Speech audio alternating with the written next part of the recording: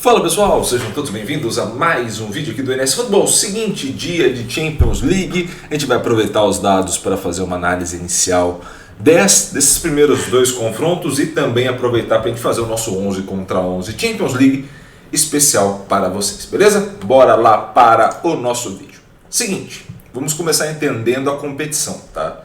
Por que é importante entender a competição? Justamente para que a gente entenda como funciona a dinâmica da escolha dos jogadores e da seleção dos jogadores e também como vai funcionar daqui para frente as análises voltadas à Champions League, muito provavelmente não nessas próximas duas, mas nas últimas duas da fase de grupo a gente já tenha análises já completas e também já na fase eliminatória e daí para frente análises completas para vocês. Seguinte, o que tem pesado muito nesse primeiro momento da Champions?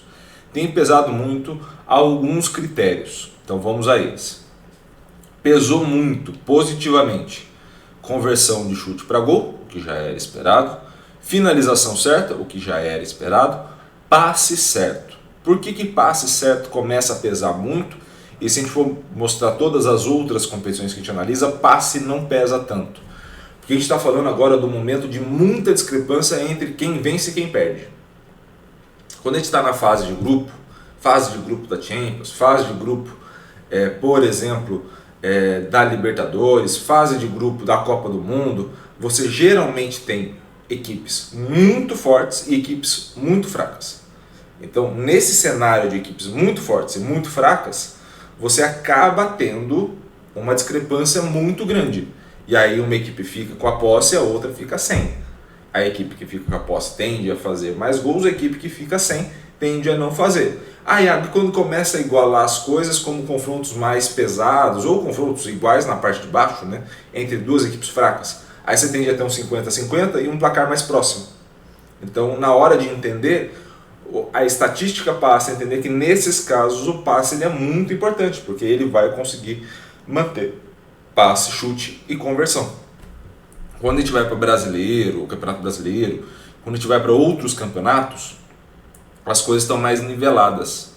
Então, como as coisas estão mais niveladas, você tem ali ou uma equipe que dispara, por exemplo, Ligue 1 ou Bundesliga, ou algumas coisas assim nesse sentido, mas você acaba tendo, na maioria dos casos, um cenário mais equilibrado e aí o passe não importa tanto, o que importa fica mais a parte de conversão, tá? Vocês vão ver quando a gente for mostrar isso outras vezes para vocês aqui, esse gráfico de passe, por exemplo, tende a cair um pouco, tá? Só para deixar mais claro. Progredir em campo, de qualquer jeito não adianta. Por que de qualquer jeito não adianta? Porque basicamente grande parte dessa progressão ela vai estar relacionada ao passe mais longo. Então se a gente está falando das equipes que estão perdendo porque estão jogando muito para trás e acabam não enfrentando de igual para igual, qual que é a alternativa desses passes? Eu jogo essa bola mais longa para tentar contra-atacar. Aí eu acabo perdendo, ou seja, ficar progredindo sem ter muita gente, sem estar organizado, não adianta nada. É isso que vem mostrando os resultados, tá? Quando a gente vai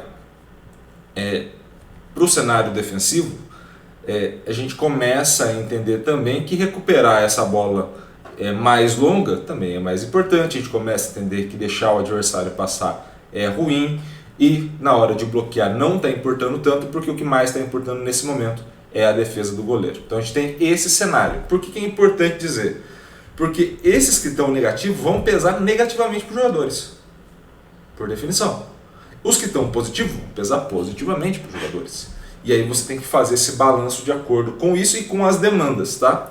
Então quando a gente vai para a análise da Champions League, vamos para a análise de posição de goleiros. O que mais tem sido exigido dos goleiros? Defesa, uma obviedade muito grande, né? Então assim, a defesa o principal ponto.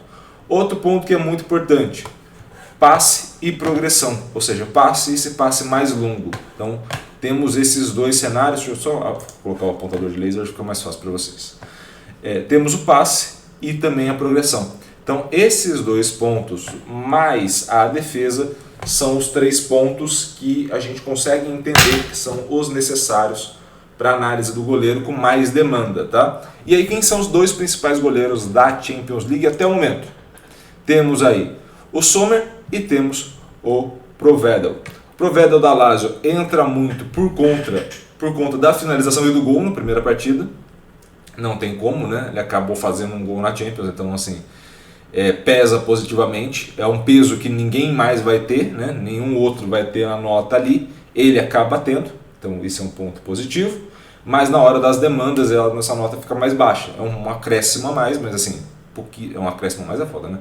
É um acréscimo, mas nesse sentido não pesa tanto porque as demandas de finalização e de conversão são baixas para um goleiro, tá?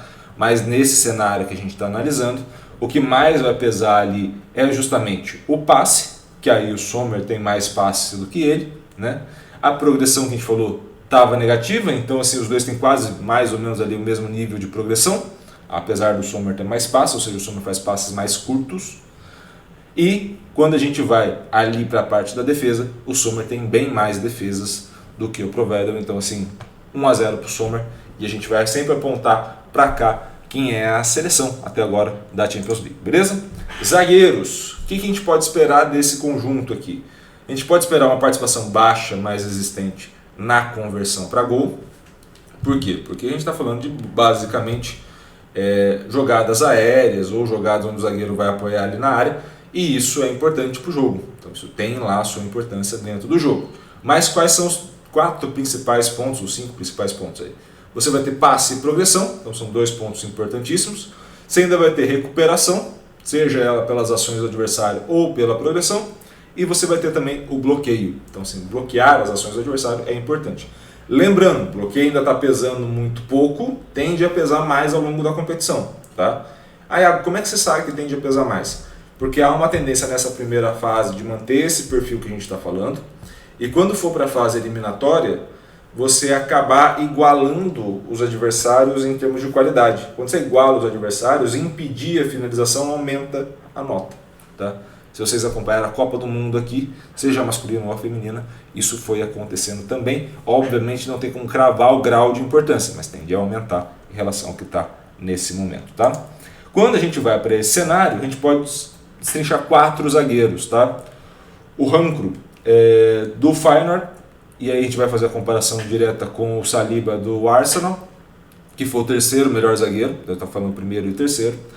Então esse tem um cenário diretamente relacionado à taxa de conversão para gol e à finalização, que é o que a gente falou que era importante também. Tá? E é claro, ele faz mais passes, ele progride mais, ele não recupera tanto quanto, mas a diferença não é grande. Onde que ele vai ganhar um pouco mais de nota? Também no bloqueio. Mas você falou que o bloqueio ainda não está tão importante? Mas é 0 contra 14. Então assim, esses pequenos pontinhos é o que vai fazer a diferença entre o primeiro e o terceiro. Então nesse momento, a gente tem ali o melhor zagueiro da competição até o momento, contra o terceiro melhor zagueiro. E essa competição de melhores zagueiros fica ainda com o Arsenal, tá? Por quê? Porque você tem o Skriniar do Paris Saint-Germain como o segundo melhor zagueiro até o momento e o Gabriel Magalhães como o quarto melhor zagueiro até o momento. Então aí nesse caso não pesa tanto o gol, porque não tem gol dos dois nesse momento. Overall 82-79.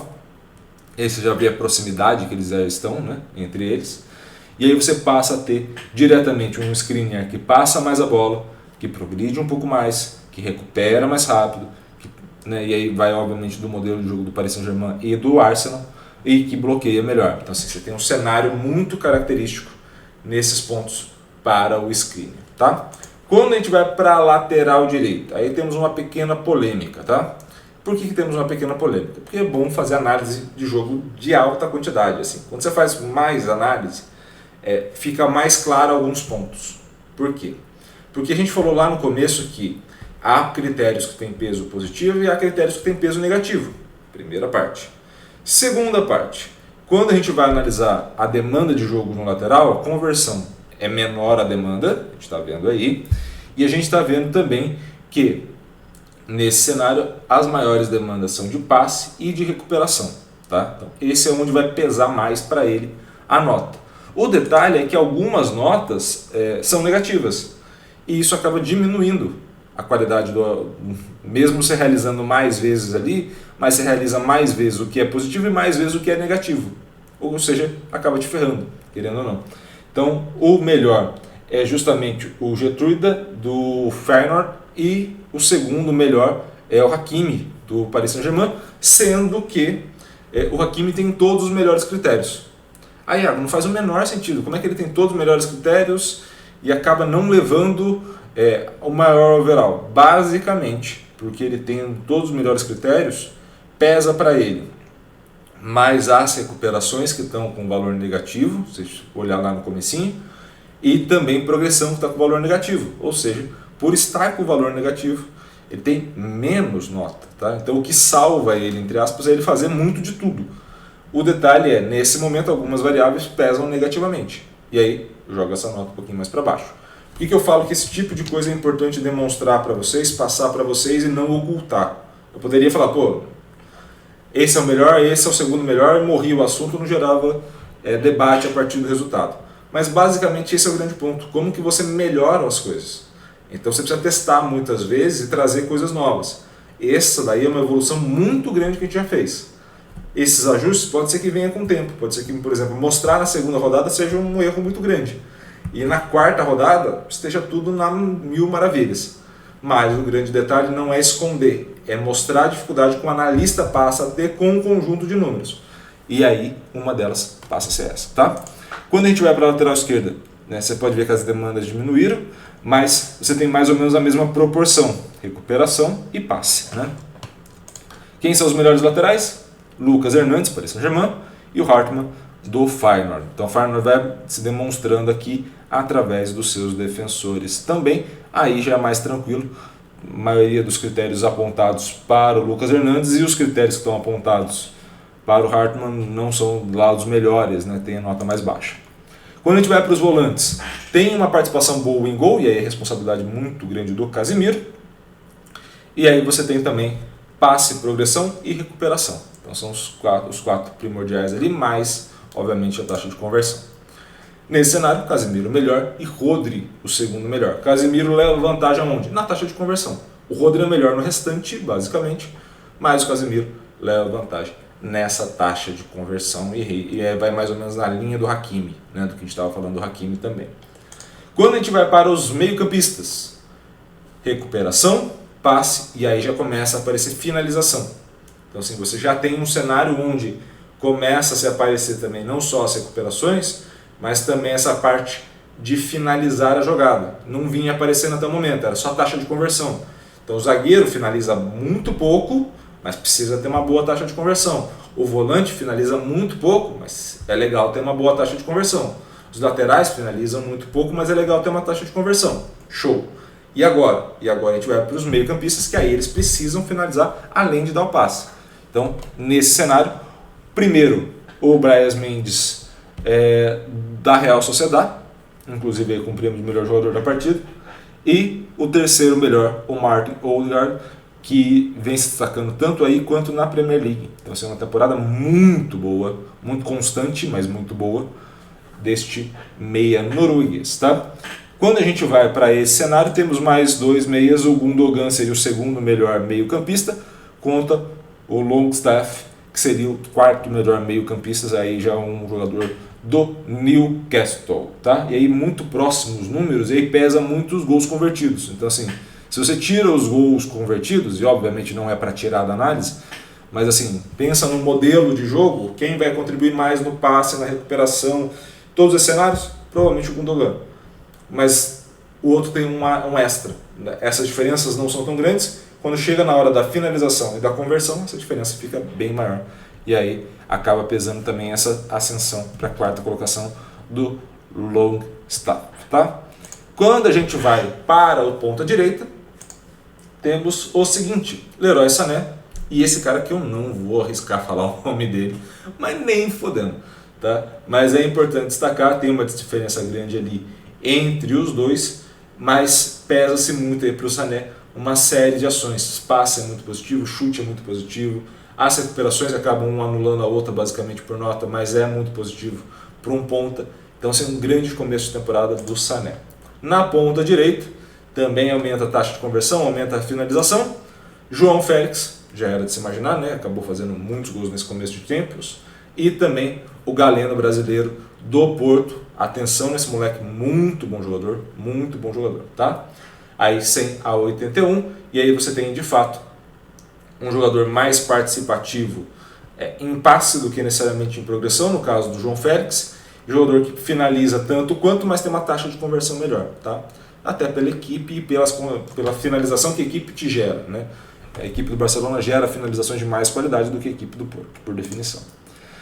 Centroavante, né? O cara 9 ali para fazer o gol. O que você precisa? Converter e finalizar. Então, assim, se você puder contribuir com passe, com progressão, com recuperação, show, lindo, maravilhoso. Mas o mais importante é você contribuir diretamente com a conversão para gol e também com o chute. Tranquilo? Vamos ao seguinte. Højlund do United e o Morata são os dois melhores com o jogador do United prevalecendo. Por quê? Porque fez mais gol. É básico isso. Então, assim, chutou mais ou menos o mesmo tanto. O Morata até participa um pouco mais de passe, ajuda na defesa, bloqueia melhor, lindo, maravilhoso, mas quem fez mais gols fica como melhor centroavante. Não tem muito para onde fugir nesse cenário. O que a gente pode definir? Essa é a equipe da Champions até o momento, até o final dessa segunda rodada. Sommer, Getrude, Hanko, Skriniar, Lucas Hernandes, Casemiro, Brian Mendes, Gundogan, Leroy Sané, João Félix e Højlund. Então, assim, você já tem uma primeira equipe, e aí, é claro, conforme for passando essa competição, a equipe tende a mudar bastante. Então, assim, por exemplo, a gente utiliza aqui 60% do tempo, que é o mesmo que o SofaScore utiliza para fazer a nota de corte. Com 60% do tempo, pode ser que ao final das oitavas, por exemplo, ou ao final das quartas de final, quem esteja na primeira fase vai saindo, já por natureza. Então, assim, já vai caindo esses números, justamente porque não vão alcançar 60% da competição. Então, já que vai caindo esses números, a gente vai ter um cenário diferente em quem for eliminado, quem for ficando. Se você olha e fala, poxa, Iago, mas tem dois caras do United. Como que você pode colocar dois caras do United sendo que a campanha deles é péssima nesse momento? Mas a campanha é péssima, mas eles se destacaram. Qual é o grande ponto? E aí a reflexão que fica quando a gente faz o X1 ou quando a gente faz esse 11 contra 11 é justamente isso. Você tem uma equipe e você tem um jogador individualmente. Se o jogador está sendo muito destacado e a equipe não está indo, não está adiantando. Se a equipe está indo e o jogador não está em destaque, a gente precisa ver a contribuição que ele dá a essa equipe. Se os dois estão indo, é o cenário perfeito. Então o Messi chegou, o Cristiano Ronaldo chegou ao topo também porque tinha uma grande equipe apoiando. Esses jogadores podem não chegar ao topo porque provavelmente em alguns desses casos não terão grandes equipes. E aí o grande ponto é justamente entender o impacto de um jogador e o impacto do coletivo, que é mais importante porque o jogo de futebol é 11 contra 11, tá bom? Espero muito que vocês tenham gostado desse vídeo. Gostou? Curta, comente, compartilhe esse vídeo com o máximo possível de gente e, é claro, se inscreva no canal e ative o sininho para receber todas as notificações. Um grande abraço a todos, obrigado pelo carinho, pela audiência e valeu, até a próxima!